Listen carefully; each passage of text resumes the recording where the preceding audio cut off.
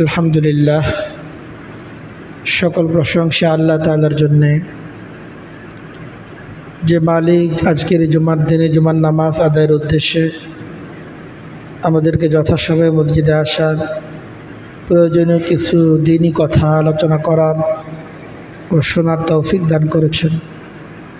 আমরা সেই মহান মালিক আল্লাহ তাআলার শুকরিয়া আদায় করি। আলহামদুলিল্লাহ। অসংখ্য গণিত দুরুদ সালাম বর্ষিত হোক আকায়ে নামদার তাজদার মদিনা মুহাম্মদুর রাসূলুল্লাহ সাল্লাল্লাহু আলাইহি ওয়াসাল্লামের প্রতি। আল্লাহ তাআলা আমাদেরকে যার উম্মত হওয়ার সৌভাগ্য দান করেছেন। মুহতারাম হাজিরিন, রবিউল আউয়াল মাস চলতেছে। নবী করিম সাল্লাল্লাহু আলাইহি ওয়াসাল্লামের জন্ম, মৃত্যু, হিজরতের স্মৃতি বিজড়িত মাস রবিউল আউয়াল মাস, মহব্বতের মাস, মহব্বতের চেতনা জাগ্রত করার মাস, ইমানকে শানিত করার মাস। রবিউল আউয়াল মাস পাথেয় সংগ্রহ করার মাস। সেই রবিউল আউয়াল মাসের আজ প্রথম জুমা। নবী করিম সাল্লাল্লাহু আলাইহি ওয়াসাল্লামের প্রতি ভালোবাসা, মহব্বত লালন করা, এটা আমাদের ইমানের অংশ। বরং নবীজিকে ভালোবাসা নামই ইমান।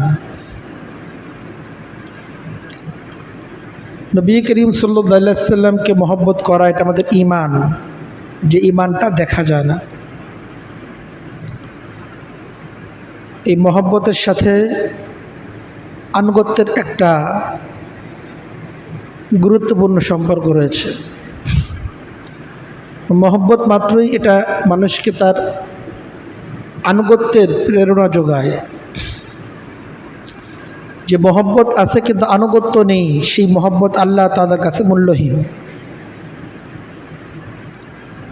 এজন্য আমরা যদি আল্লাহকে মহব্বত করি, আমরা যদি আমাদের প্রিয় নবীকে মহব্বত করি, তাহলে অবশ্যই আমাদেরকে রাসূলুল্লাহ সাল্লাল্লাহু আলাইহি ওয়াসাল্লামের আনুগত্য এটা প্রকাশ করতে হবে। আমাদের দ্বারা যদি নবী করিম সাল্লাল্লাহু আলাইহি ওয়াসাল্লামের আনুগত্য প্রকাশ না পায়, তার সুন্নাহর অনুসরণ যদি আমাদের দ্বারা না হয়, মহব্বতের সকল দাবি এটা মিথ্যা প্রমাণিত হবে। আনুগত্যহীন মহব্বত যে আল্লাহ তাআলার কাছে গ্রহণযোগ্য না এবং এই দাবি যে মিথ্যা, এটা পবিত্র কোরআনে কারীমের আয়াত দ্বারাই বুঝে আসে। পবিত্র কোরআনে কারীমের মাঝে আল্লাহ তাআলা বলতেছেন, কুল ইন কুনতুম তুহিব্বুনাল্লাহ, এই মুমিনগণ, তোমরা যারা এই দাবি করো যে তোমরা আল্লাহকে ভালোবাসো, তোমরা মহব্বত করো বলে তোমরা যদি দাবি করো যে তোমরা আল্লাহকে মহব্বত করো, তার নবীকে মহব্বত করো, এটা যদি তোমাদের দাবি হয়ে থাকে, ফাত্তাবিউনি, আল্লাহ বলে তোমরা যদি আমাকে ভালোবাসার দাবি করো, ফাত্তাবিউনি, আমার নবীর আনুগত্য করো, তার সুন্নাহর অনুসরণ করো। কারণ তার সুন্নাহর যদি অনুসরণ না হয়, আমার নবীর প্রতি যদি তোমাদের আনুগত্য প্রকাশ না পায়, তার ভালোবাসা তো নাই, আমারও ভালোবাসাও মিথ্যা। নবীর সুন্নাহর আনুগত্য যদি না হয়, তার আদর্শকে যদি অনুসরণ করা না হয়, আল্লাহ তাআলার ভালোবাসা, নবীর ভালোবাসা তো দূরের কথা, কেউ যদি বলবে আল্লাহকে ভালোবাসে, আল্লাহ বলেন এটাও গ্রহণযোগ্য হবে না। আমাকে ভালোবাসতে হলে আমার নবীর অনুসরণ লাগবে, তাহলে সেই ভালোবাসা আমার কাছে গ্রহণযোগ্য হবে। হাদিসের মধ্যে এসেছে, আল্লাহ রাসূল সাল্লাল্লাহু আলাইহি ওয়াসাল্লাম বলেন, মান আহাব্বা সুন্নতি ফাকাদ আহাব্বানি। আমাকে ভালোবাসার দাবিদার তো অনেকেই আছে, কিন্তু রাসূলুল্লাহ সাল্লাল্লাহু আলাইহি ওয়াসাল্লাম বলেন, মান আহাব্বা সুন্নতি ফাকাদ আহাব্বানি। আসলে আমাকে ভালোবাসে কে? দাবি তো অনেকেই করে, কিন্তু আমাকে ভালোবাসে প্রকৃত অর্থে সে যে আমার সুন্নাহকে মহব্বত করে, আমার সুন্নাহর অনুসরণ করে। যার হৃদয়ে আমার সুন্নাহর প্রতি ভালোবাসা নাই, তার হৃদয়ে আসলে আমার প্রতিও ভালোবাসা নাই। ওয়া মান আহাব্বানি কানা মাইয়া ফিল জান্নাহ। তো সুন্নাহকে যে মহব্বত করে সে আমাকে মহব্বত করে, আর যে আমাকে মহব্বত করে কানা মাইয়া ফিল জান্নাহ, সে তো জান্নাতে আমার সঙ্গেই থাকবে। কাজে আল্লাহকে মহব্বত করা, রাসূলুল্লাহ সাল্লাল্লাহু আলাইহি ওয়াসাল্লামকে মহব্বত করার অর্থই হচ্ছে এই, তার সুন্নাহকে মহব্বত করা, তার সুন্নাহকে ভালোবাসা, সুন্নাহর অনুসরণ করা, রাসূলুল্লাহর আনুগত্য প্রকাশ করা। তো নবী করিম সাল্লাল্লাহু আলাইহি ওয়াসাল্লামের সুন্নাহ অনুসরণ করা এটা একজন মুমিনের জন্য এটা গুরুত্বপূর্ণ জিম্মাদারি। তার ভালোবাসা যেমন গুরুত্বপূর্ণ, ঠিক এমনিভাবে ভালোবাসার বহিঃপ্রকাশ ঘটবে তার সুন্নাহর অনুসরণের মাধ্যমে। কাজেই তার সুন্নাহকে অনুসরণ করা এটাও মুমিনের জন্য অনেক গুরুত্বপূর্ণ। আলহামদুলিল্লাহ, আল্লাহ তাআলা শুকরিয়া, আমরা আমাদের সামর্থ্য মতো সুযোগ মতো বেশ কিছু সুন্নাহর অনুসরণ আমাদের সমাজের মধ্যে এখনও আছে। সকল সুন্নাহ সকলে পালন করছে ব্যাপারটা এমন না। তো প্রত্যেকের জীবনেই যদি আমরা খেয়াল করি কিছু না কিছু সুন্নাহ তিনি পালন করে থাকেন, এটা আল্লাহ তাআলা শুকরিয়া যে আমরা যতটুকু সুন্নাহ পালন করতে পারছি এই জন্য আমরা আল্লাহ তাআলা শুকরিয়া আদায় করি, আলহামদুলিল্লাহ। কিন্তু কিছু কিছু সুন্নাহ এমন রয়েছে যেটা সমাজ থেকে প্রায় বিলুপ্ত প্রায় হয়ে যাচ্ছে। সমাজের মধ্যে এই সুন্নাহগুলোর চরম একটা অবহেলা এটা বিদ্যমান। এই সুন্নাহগুলো সমাজের মধ্যে ক্রমেই দুর্লভ হয়ে যাচ্ছে। কেমন যেন এই সুন্নাহগুলো ধীরে ধীরে মিটে যাওয়ার উপক্রম হচ্ছে সমাজ থেকে। এটা আমাদের জন্য অত্যন্ত দুর্ভাগ্যজনক। কিছু কিছু সুন্নাহ এমন আছে যেগুলো অত্যন্ত সহজ, এগুলো আমল করা এমন না যে এই সুন্নাহগুলো পালন করা অনেক কঠিন, বিষয়টা এমন না। কিছু কিছু সুন্নাহ এমন আছে এগুলো বড় সহজ সুন্নাহ, কিন্তু শুধুমাত্র একটু বেখেয়ালির কারণে, একটু গুরুত্ব না দেওয়ার কারণে, দৃষ্টি না দেওয়ার কারণে, আমাদের মনোযোগের অভাবে এই সুন্নাহগুলো আমাদের থেকে ছুটে যাচ্ছে। হাদিসের মধ্যে এসেছে আল্লাহ রাসূল সাল্লাল্লাহু আলাইহি সাল্লাম বলেন,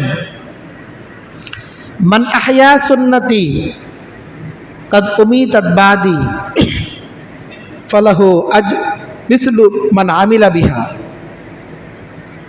আমার কোনো সুন্নাহ এটা সমাজ থেকে আমার পরে যখন মিটে যাবে, এই সুন্নাহগুলোতে যে সকল লোকরা জিন্দা করবে, সমাজের মধ্যে সুন্নাহগুলোকে যারা জিন্দা রাখবে, তাদের এই জিন্দা করার কারণে পরবর্তী সময়ে যত লোক এই সুন্নাহর উপর আমল করবে, সমস্ত লোকের সুন্নাহ পালনের নেক আমলের সওয়াব তাদের আমল নামাতেও যুক্ত হবে। অপর হাদিসের মধ্যে এসেছে আল্লাহ রাসূল সাল্লাল্লাহু আলাইহি সাল্লাম বলেন, মান তামাসসাকা বিসুন্নতি ইনদা ফাসাদি উম্মতি ফালাহু আজরু মিআতি শাহীদিন ওয়া ফি রিওয়ায়াতিন ফালাহু আজরু শাহীদিন। আল্লাহ রাসূল সাল্লাল্লাহু আলাইহি সাল্লাম বলেন, সমাজ যখন নষ্ট হতে থাকবে, আমার উম্মার মাঝে যখন সুন্নাহ বিলুপ্ত হতে থাকবে, সেই সময়ে যে সকল লোকরা আমার সুন্নাহকে আঁকড়ে ধরবে,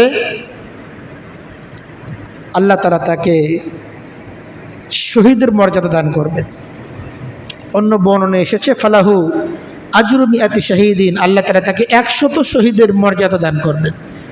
100 শহীদের যে সওয়াব সেটা আল্লাহ তাআলা তাকে দান করবেন।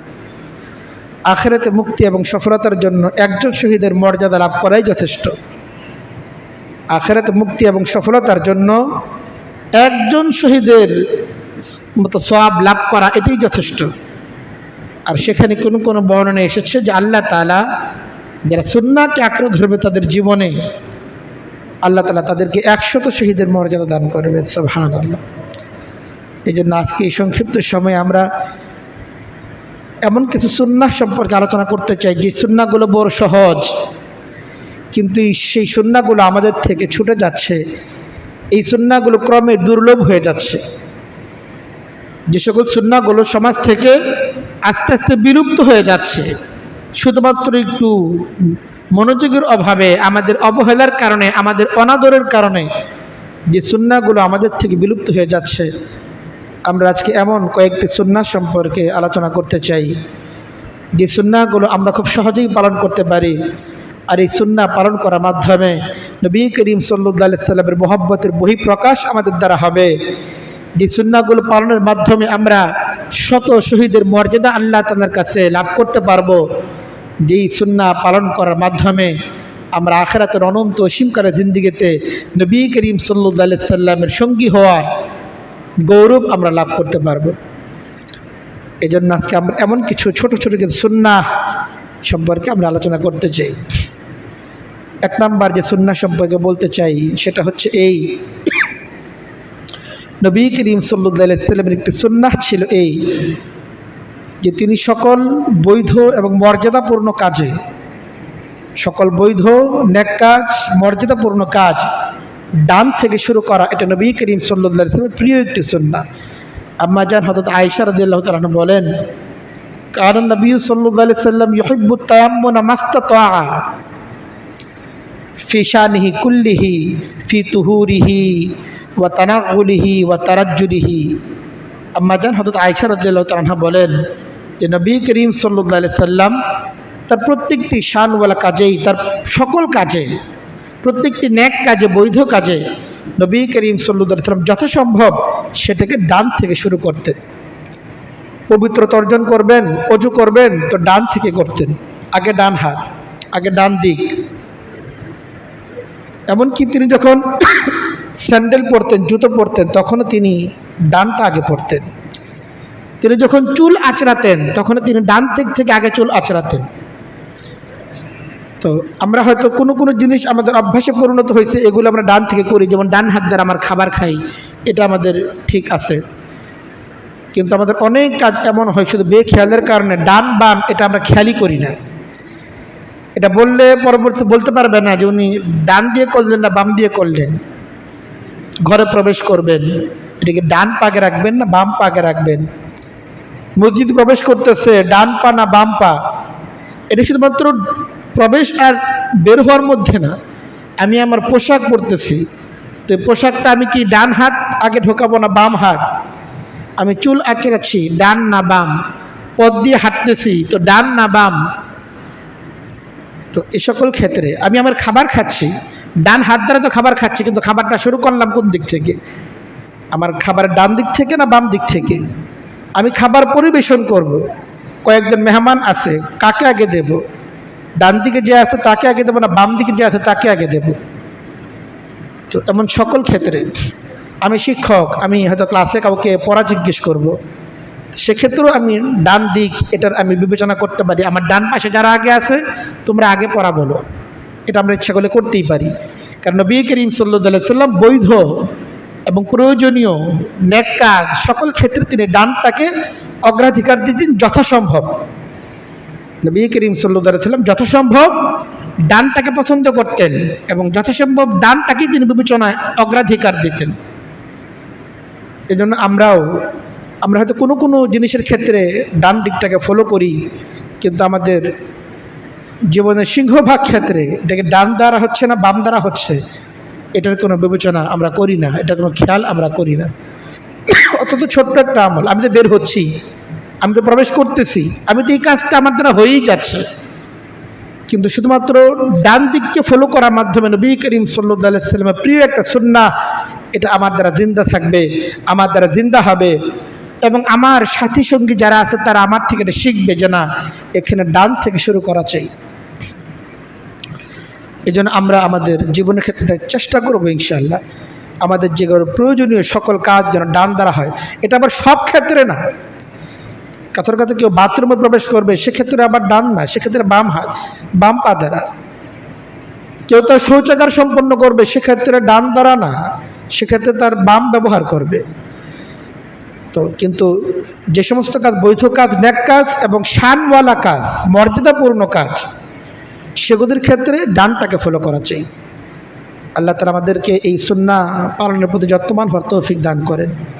নবী করিম সাল্লাল্লাহু আলাইহি সাল্লামের প্রিয় একটি সুন্নাহ, যে সুন্নাহ আমাদের মধ্যে দুর্লভ হয়ে যাচ্ছে, তার মধ্যে একটি সুন্নাহ হচ্ছে এই ঘুমানোর আগে ওযু করা।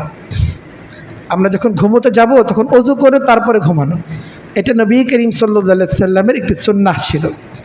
হযরত বারা ইবনে আযিব রাদিয়াল্লাহু তাআলা আনহু থেকে বর্ণিত, তিনি বলেন নবী করিম সাল্লাল্লাহু আলাইহি সাল্লাম বলেছেন, ইদা আতাইতা মাসজাকা ফাতাওয়াজ্জা ওযুআহু লিসওয়াযুআকা লিসসালাত।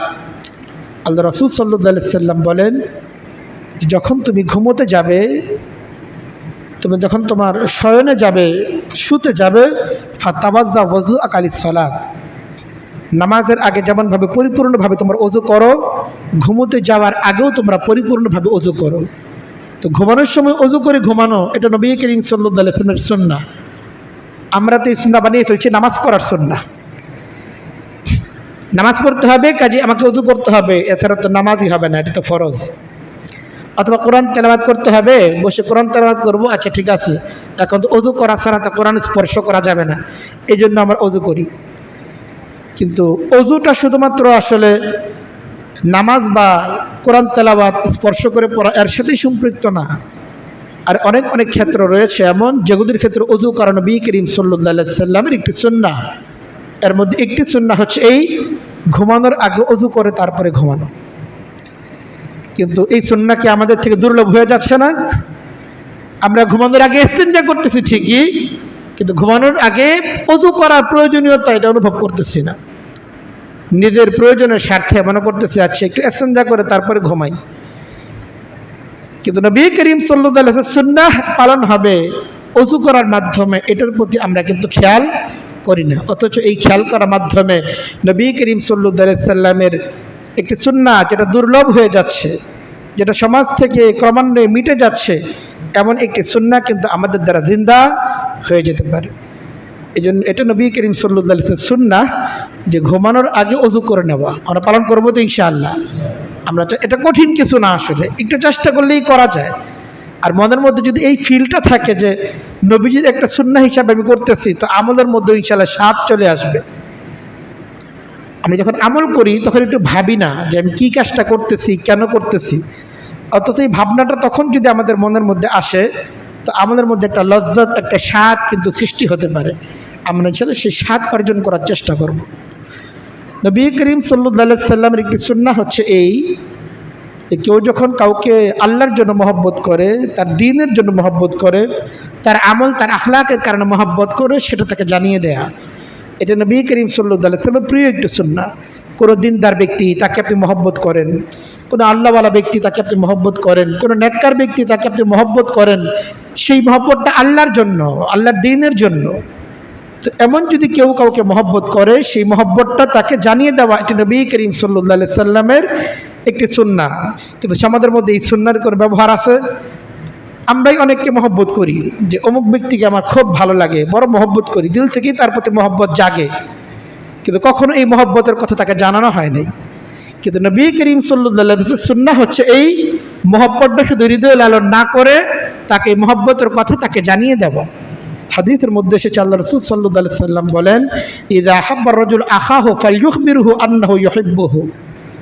তোমাদের কেউ যখন, কোনো মুমিন যখন অপর মুমিনকে আল্লাহর দ্বীনের জন্য, আল্লাহর জন্য ভালোবাসে, তখন সে যেন তাকে জানিয়ে দেয় যে সে তাকে মহব্বত করে।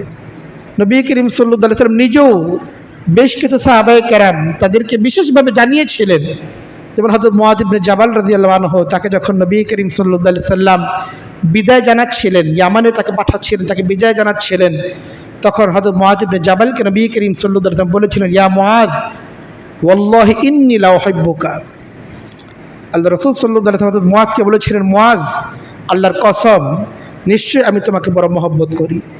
নবী করিম সাল্লাল্লাহু আলাইহি ওয়াসাল্লাম সাধারণভাবেও বলতে পারতেন, কিন্তু নবী করিম সাল্লাল্লাহু আলাইহি ওয়াসাল্লাম নিশ্চয়ই শব্দ ব্যবহার করছেন, লা উহিব্বুকা, আবার ওয়াল্লাহি আল্লাহ তাআলার নামে শপথ করছেন। কি পরিমাণ মহব্বত একজনের প্রতি থাকলে এতটা দৃঢ়তার সাথে এই মহব্বত প্রকাশ করা যায়। তো এই মহব্বত প্রকাশ করা, দ্বীনি মহব্বত যেগুলো আছে, যে মহব্বতগুলো আল্লাহর জন্য, আল্লাহর দ্বীনের জন্য, সেই মহব্বতটা প্রকাশ করা, এটা নবী করিম সাল্লাল্লাহু আলাইহি ওয়াসাল্লামের একটি দুর্লভ সুন্নাহ, যেটা আমাদের থেকে ক্রমান্বয়ে মিটে যাচ্ছে। এই সুন্নাহগুলো পালন করার জন্য আমাদের সচেষ্ট হওয়া চাই। নবী করিম সাল্লাল্লাহু আলাইহি ওয়াসাল্লামের একটি সুন্নাহ হচ্ছে এই, যখন কোনো খাবার খাওয়া হবে, খাবারের পরে তার আঙ্গুলও চেটে খাওয়া এবং প্লেটও চেটে খাওয়া। আমরা হয়তো আমাদের শক্ত যে খাবারগুলো আছে, ভাত টাত, এগুলো হয়তো অনেক ক্ষেত্রেই যাদের বোধ আছে, বিবেচনা আছে, ইমানের কিছু স্পন্দন বাকি আছে, তারা হয়তো খায়। কিন্তু অনেক খাবারই এই চেটে খাওয়া হয় না। যেমন একটা তরল খাবার, একটা প্লেটের মধ্যে দই দেওয়া হইল, দই তো আমরা আঙ্গুল দিয়ে খাই না, চামচ দিয়েই খাই। কিন্তু চামচ দিয়ে খাবার পরও কিন্তু দইয়ের বেশ কিছু অংশ এই প্লেটের মধ্যে রয়ে যাচ্ছে, যেটা আঙ্গুল দিয়ে খাওয়ার মাধ্যমে সেটা পরিপূর্ণ হতে পারে। কিন্তু বলেন তো, এই চামচ দিয়ে খাওয়ার পরে সেটার আশপাশে যে অংশটুকু এখনও লেগে আছে, সেটা আঙ্গুল দিয়ে খাওয়ার প্রয়োজনীয়তা আমরা কতটুকু অনুভব করি না। আমি বেশ কিছু ব্যক্তিকে দেখেছি, যেমন আমার আব্বাজান, তাকেও দেখেছি, সবসময় তিনি বিষয়টা খেয়াল করেন।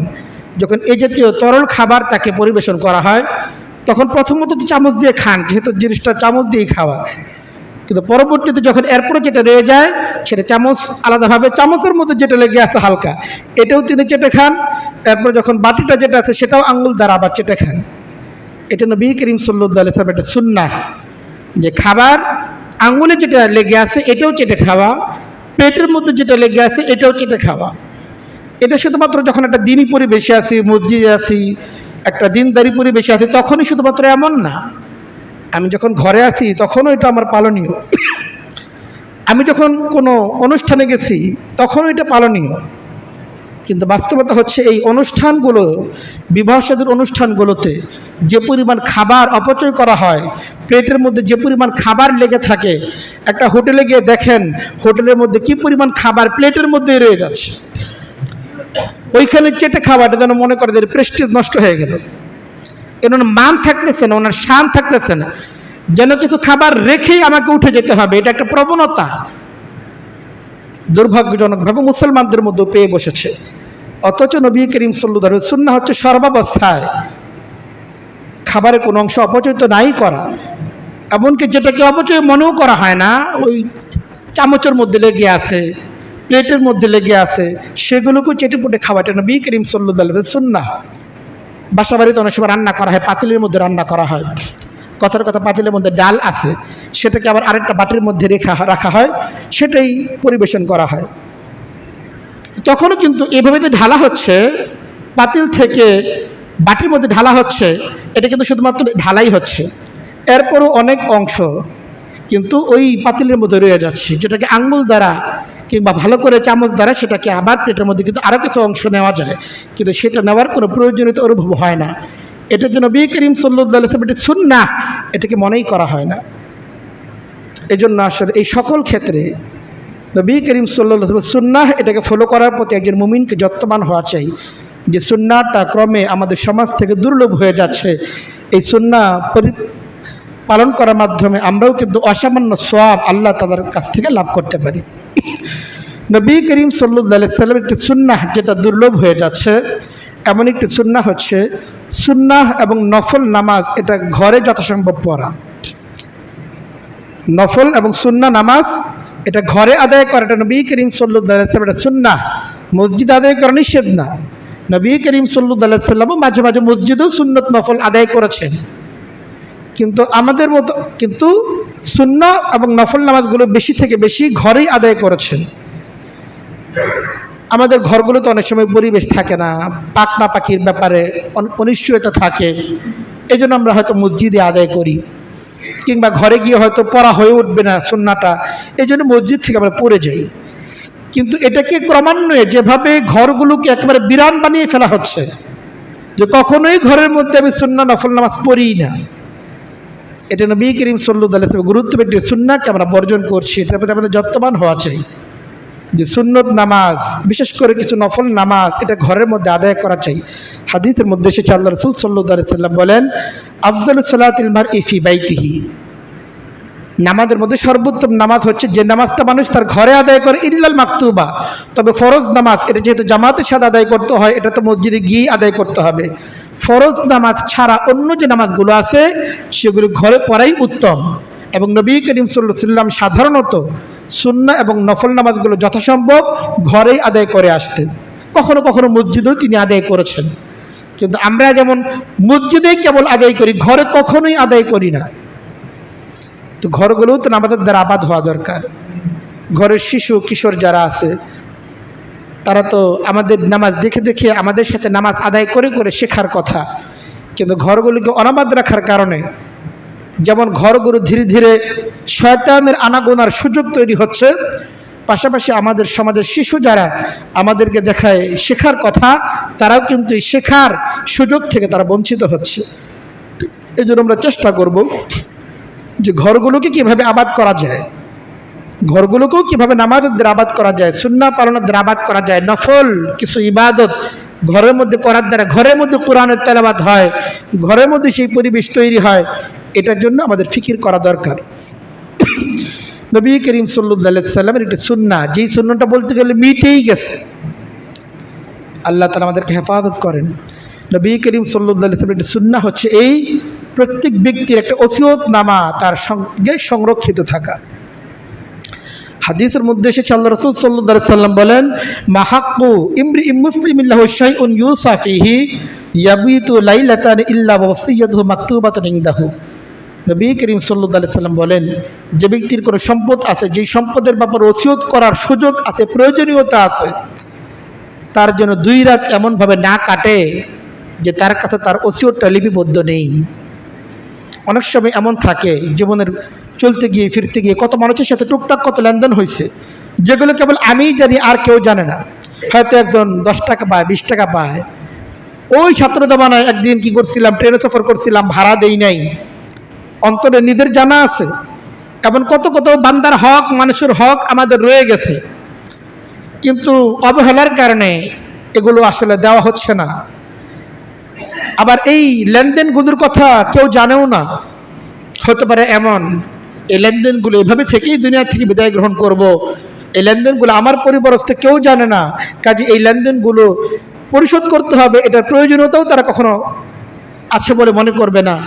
আবার যে ব্যক্তির কাছে লেনদেন, সেও হয়তো চক্ষু লজ্জার কারণে আর এটা বলবে না, অথচ এই লেনদেনের কারণে কিন্তু হাসরের ময়দানে আমরা আটকে যাব।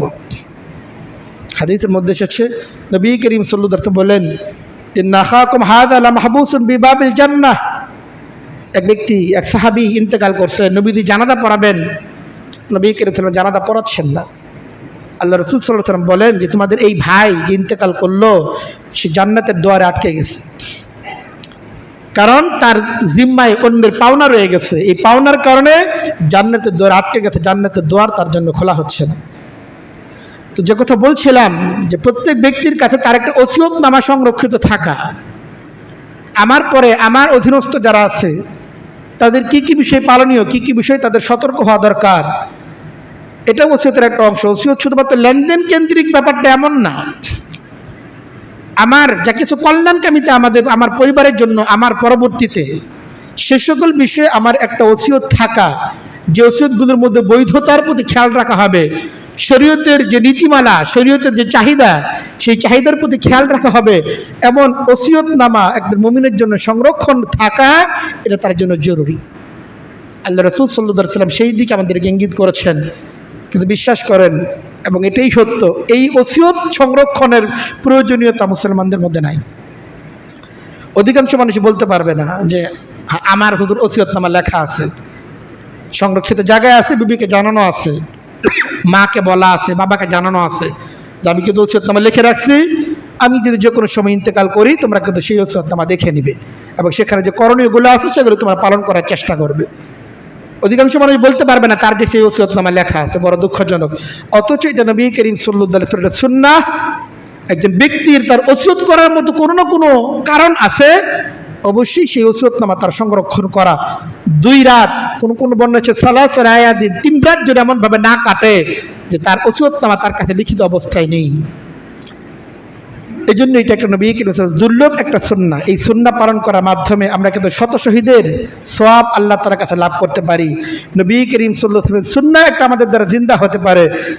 আখিরাতের অনন্ত অসীম জিন্দেগিতে নবীজির সঙ্গ আমরা কিন্তু লাভ করতে পারি এই দুর্লভ সুন্নাহ পালন করার মাধ্যমে।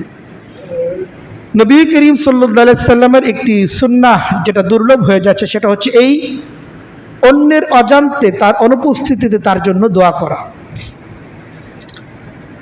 দোয়া তো আমরা সব নিজের জন্যই করি, বা ব্যাপকভাবে আল্লাহ সমস্ত মুসলমানদের মাফ করে দাও।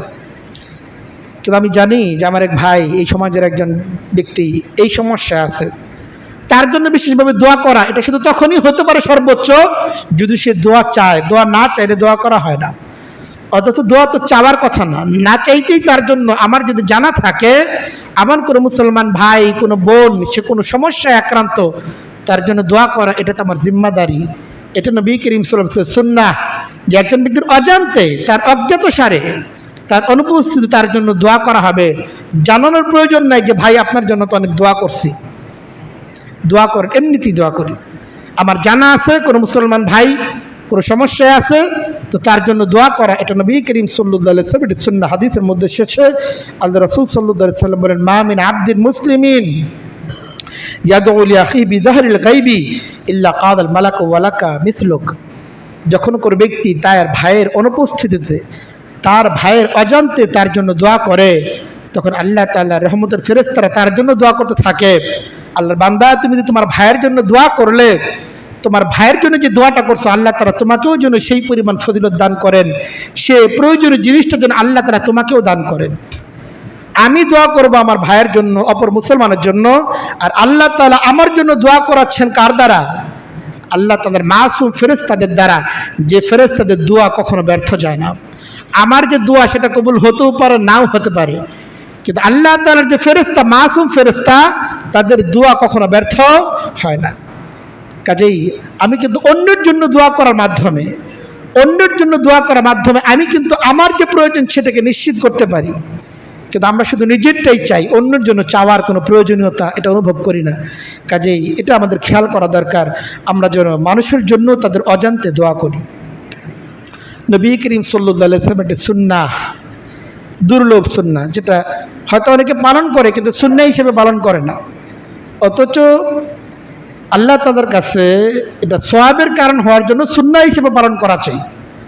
একটা লোক ওনার প্রয়োজন অভ্যাসবশত করতেছেন, তাতে এটা সওয়াবের যোগ্য হয়ে যায় না যতক্ষণ না সুন্নাহ পালনের নিয়ত তার মধ্যে না আসে। আল্লাহ রাসূল সাল্লাল্লাহু আলাইহি ওয়াসাল্লামের সুন্নাহ হচ্ছে এই, সাহাবী বলেন যে ইন্না রাসূলুল্লাহ সাল্লাল্লাহু আলাইহি ওয়াসাল্লাম আমারানা আন নাহতাফিয়া আহয়ানান। নবী করিম সাল্লাল্লাহু আলাইহি ওয়াসাল্লাম আমাদেরকে নির্দেশ করেছেন আমরা যেন মাঝে মাঝে খালি পায়ে হাঁটি। তো মাঝে মাঝে খালি পায়ে হাঁটা এটাও নবী করিম সাল্লাল্লাহু আলাইহি ওয়াসাল্লাম, এটা সুন্নাহ, এটাকে তো শরীয়ত না, এটিকে শরীয়তের হুকুম নির্দেশ, এটাকে নামাজ রোজা হজ যাকাত এমন কিছু এমন না, কিন্তু এটাও নবী করিম সাল্লাল্লাহু আলাইহি ওয়াসাল্লাম এটা সুন্নাহ। সাহাবায়ে কেরামকে নবী করিম সাল্লাল্লাহু আলাইহি ওয়াসাল্লাম বলেছেন যে তোমরা সব সময় না, মাঝে মাঝে তোমরা খালি পায়ে হাঁটবে। আমরা তো অনেক সময় হাঁটি স্যান্ডেলটা এক পাশে রেখে, যদি একটু খালি পায়ে হাঁটি আর মনের মধ্যে নিয়ত যদি এই থাকে, এটা নবী করিম সাল্লাল্লাহু আলাইহি ওয়াসাল্লাম সুন্নাহ হিসেবে পালন করলাম। ডাক্তার কি বলে, চিকিৎসা বিজ্ঞান কি বলে, এইটা তারা বলবে, এটার সাথে আমার সম্পর্ক না। ওনার এটাকে উপকারী বললেই কি অপকারী বললেই কি, এতে আমার কিছু যায় আসে না। আমার দৃষ্টিতে এটা আমার প্রিয় নবীর সুন্নাহ, যে সুন্নাহ পালন করতে তিনি তার সাহাবায়ে কেরামকে বলেছেন।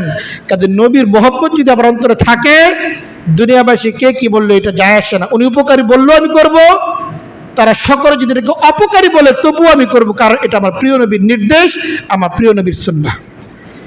এই জন্য অনেকে তো খালি পায়ে হাঁটি অনেক সময়, কিন্তু এটা কেন, এটাকে উপকারী মনে করে হাঁটি। কিন্তু যদি আমি এই হিসাবে করি যে এটা নবীর সুন্নাহ, নবীজি আদেশ করেছেন, তাহলে কিন্তু আমার উপকারের পাশাপাশি আমি কিন্তু সুন্নাহ পালনের যে একটা সওয়াব আমল, এটাও কিন্তু আমার আমল নামায় যুক্ত হতে পারে।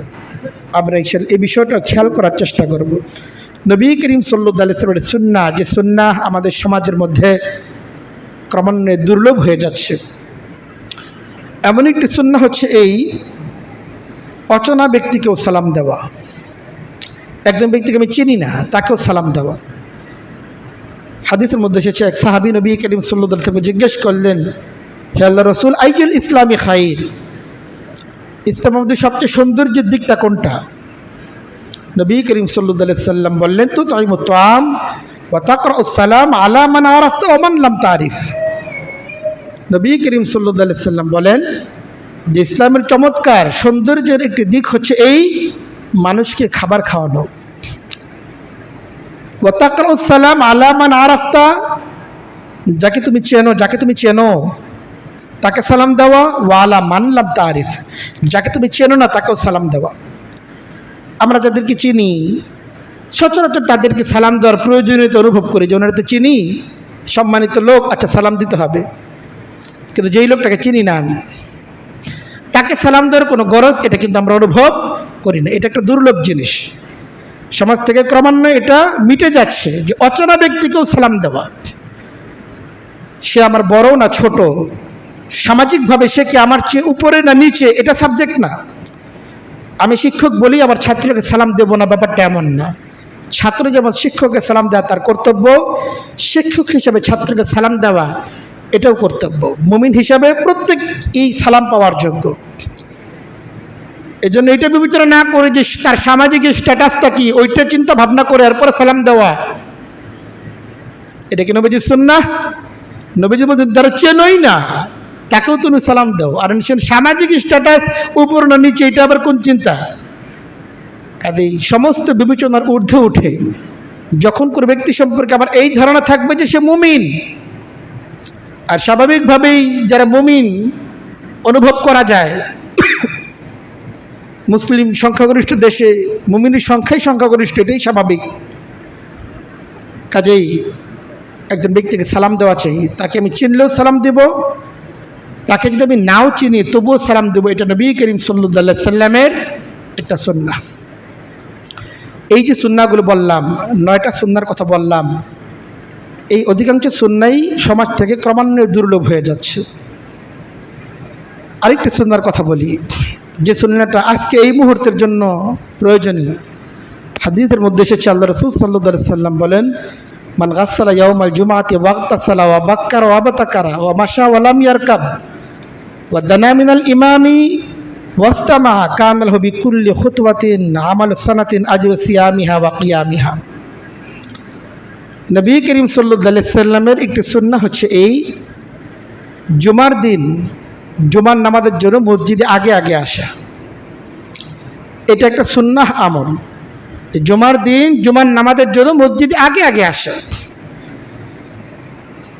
আমাদের পূর্ববর্তী বুজুর্গের দিন তাদের মধ্যে এমন হতো যে তারা এই সুন্নাহ পালন করার জন্য, এই মর্যাদা লাভ করার জন্য সেই সকালবেলা ভোরবেলায় চলে আসতেন, আর মসজিদ থেকে বের হতেন না। আর সেখানে আমাদের সিংহভাগ মুসল্লির মসজিদগুলোতে আগমনের সময় হইল যখন খুতবা শুরু হবে। এই সুন্নাহ আমাদের সমাজ থেকে দুর্লভ হয়ে যাচ্ছে। উচিত তো এই ছিল যে আযান হচ্ছে তো মুসল্লির আগমন পুরোপুরিভাবে শুরু হয়ে গেছে, আযান শেষ হতে হতেই মসজিদগুলো মুসল্লির দ্বারা ভরপুর হয়ে উঠবে। কিন্তু বাস্তবতা হচ্ছে এই আযানের পরে আর 15 মিনিট চলে যায়, এরপরে আলোচনা শুরু করা হয়, তখন মসজিদের কাতার মাত্র 1 থেকে 1.5 কাতার। এটাই কি নবী করিম সাল্লাল্লাহু আলাইহি ওয়াসাল্লামের প্রতি মহব্বত আর সুন্নাহ পালনের নমুনা? কত দুঃখজনক। অথচ নবী করিম সাল্লাল্লাহু আলাইহি সাল্লাম জুমার দিন যারা মসজিদে আগে আগে আসবে তাদের জন্য যে অসামান্য সওয়াবের কথা বর্ণনা করেছেন, সওয়াব লাভের প্রতি ন্যূনতম আশা যার আছে, আমার কাছে সওয়াব দরকার, এই প্রয়োজনীয়তা যে অনুভব করে সে কখনোই এটাকে মিস করার কথা না। আল্লাহ রাসূল সাল্লাল্লাহু আলাইহি সাল্লাম বলেন, মান গাসসালা ইয়াউমাল জুমআতি ওয়াগতাসালা ওয়া বাক্কারা ওয়া আবতাকারা। জুমার দিন যে সকাল সকাল জাগ্রত হবে, গোসল করবে এবং নিজের পোশাক আশাক ইত্যাদি পরিষ্কার পরিচ্ছন্নতা করবে, ওয়া মাশা ওয়া লাম ইয়ারকাব, কোনো সওয়ারিতে আরোহণ না করে পায়ে হেঁটে মসজিদ আগমন করবে, ওয়া দানা মিনাল ইমাম ওয়াস্তামা, ইমামের যথাসম্ভব নিকটবর্তী হয়ে বসবে এবং সে অপ্রয়োজনীয় কথা বলবে, ওয়া দানা মিনাল ইমাম ওয়াস্তামা, এবং অত্যন্ত মনোযোগ সহকারে ইমাম যে আলোচনা করবেন, যে খুতবা দিবেন সেটাকে সে শুনবে। আল্লাহ রাসূল সাল্লাল্লাহু আলাইহি সাল্লাম বলেন, কানা লাহু বিকুল্লি খুতওয়াতিন, সে যে মসজিদে আসলো ঘর থেকে, তার প্রত্যেকটা পা ফেলার বিনিময়ে, তার প্রত্যেকটা কদমের বিনিময়ে আল্লাহ তাআলা তাকে আমালু সানাতিন আজরু সিয়ামিহা ওয়া কিয়ামিহা, প্রত্যেক কদমে কদমে আল্লাহ তাআলা তাকে 1 বছর তাহাজ্জুদের সওয়াব, 1 বছর নফল রোজার সওয়াব আল্লাহ তাআলা দান করবে। বিশ্বাস করেন নবী করিম সাল্লাল্লাহু আলাইহি ওয়াসাল্লাম কোনো হাদিসের মধ্যে কোনো আমলের জন্য এত বিপুল সওয়াব ঘোষণা করেন নাই, এত ছোট্ট প্রত্যেকটা কদমে।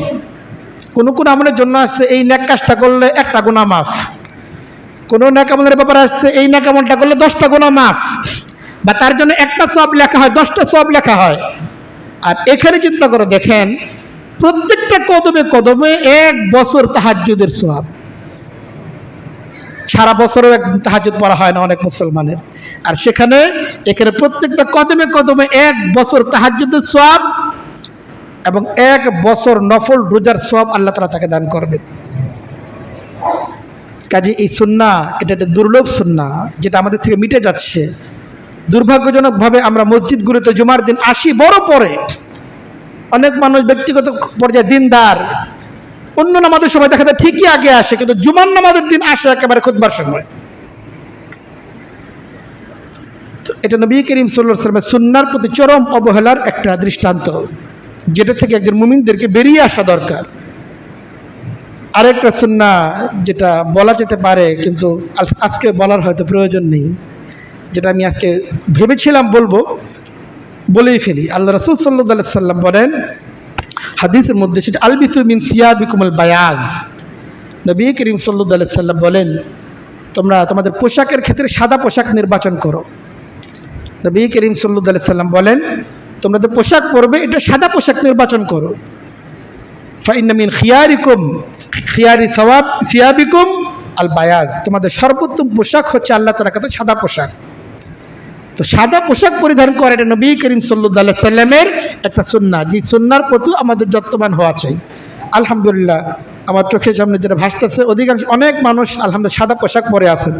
এই জন্য ভাবতেছিলাম এটা বলার হয়তো প্রয়োজন নেই, এই জন্য বলতেছিলাম না, কিন্তু মনে হলো শেষ পর্যন্ত বলেই ফেলি। কারণ এটা এই জন্য বলা যে সাদা পোশাক যে আমরা পরিধান করে মসজিদে এসেছি, এটা যেন শুধুমাত্র মসজিদে আসার সুন্নাহ না হয়, বা এটা জুমার দিনের সুন্নাহ এটা মনে না করি, বরং এটা সবসময়ের সুন্নাহ এটা মনে করা চাই। যে অনেকেই মনে করে আচ্ছা মসজিদে যাচ্ছে সাদা পোশাক পরে যাব, বা নামাজে যাচ্ছে সাদা পোশাক, কিন্তু যখন কোনো অনুষ্ঠানে যাচ্ছে তখন ড্রেস পাল্টে যাচ্ছে, এমন না হওয়া চাই। বরং মুমিনের পোশাক সবসময় সাদা, এটা নবী করিম সাল্লাল্লাহু আলাইহি ওয়াসাল্লামের সুন্নাহ সম্মত একটি পোশাক, যে পোশাক পরিধান করার প্রতি আমরা যত্নবান হতে পারি। এই সুন্নাহ এখনো দুর্লভ হয়ে গেছে ব্যাপারটা এমন না, বাকি আমরা যদি সতর্ক থাকি তাহলে ইনশাআল্লাহ দুর্লভ হবেও না আগামী দিনগুলোতে। আমরা ইনশাআল্লাহ নবী করিম সাল্লাল্লাহু আলাইহি ওয়াসাল্লামের যে সুন্নাহ 10টি এবং শেষে আরেকটি যুক্ত করে 11টি সুন্নাহর কথা আমরা আলোচনা করলাম, যে সুন্নাহগুলো সমাজ থেকে ক্রমান্বয়ে বিলুপ্ত হয়ে যাচ্ছে। আল্লাহ রাসূল সাল্লাল্লাহু আলাইহি ওয়াসাল্লাম বিলুপ্ত প্রায় সুন্নতের উপর যারা আমল করবে তাদের ব্যাপারে ঘোষণা করেছেন, মান আহইয়া সুন্নাতাম মিন সুন্নতি কাদ উমিতাত বাদি, আমার পরে যে সুন্নাহগুলো মিটে যাবে বা মিটে যাওয়ার উপক্রম হবে, এই সুন্নাহগুলোকে যে সকল ব্যক্তিরা জিন্দা করবে, আল্লাহ রাসূল সাল্লাল্লাহু আলাইহি ওয়াসাল্লাম ফাইন্দাল মিনাল আজরি মিসলু মান আমিলা বিহা, এই সুন্নাহগুলো পালন করার মাধ্যমে যত লোক পরবর্তীতে পালন করবে, পালন করার মাধ্যমে যে নেক সওয়াব তারা লাভ করবে, যারা এই সুন্নাহগুলোকে জিন্দা করবে সকল নেককারের নেক আমলের সওয়াব তারাও লাভ করবে। অপর হাদিসের মধ্যে এসেছে আল্লাহ রাসূল সাল্লাল্লাহু আলাইহি ওয়াসাল্লাম বলেন, মান তামাসসাকা বিসুন্নতি ইনদা ফাসাদি উম্মতি ফালাহু আজরু শাহীদিন ওয়া ফি রিওয়ায়াতিন ফালাহু আজরু মিআতি শাহীদিন। নবী করিম সাল্লাল্লাহু আলাইহি ওয়াসাল্লাম বলেন, উম্মত যখন নষ্টপ্রায় হয়ে যাবে, তাদের থেকে আল্লাহ তাআলার হুকুমগুলো বিলুপ্তপ্রায় হয়ে যাবে, আমার সুন্নাহগুলো মিটে যাওয়ার উপক্রম হবে, সেই সময় যারা সুন্নাহগুলোকে আঁকড়ে ধরবে, সেই সুন্নাহগুলোকে দৃঢ়ভাবে ধরে রাখবে, আল্লাহ তাআলা তাকে শহীদের মর্যাদা দান করবেন। অন্য বর্ণনায় এসেছে 100 শহীদের মর্যাদা দান করবেন।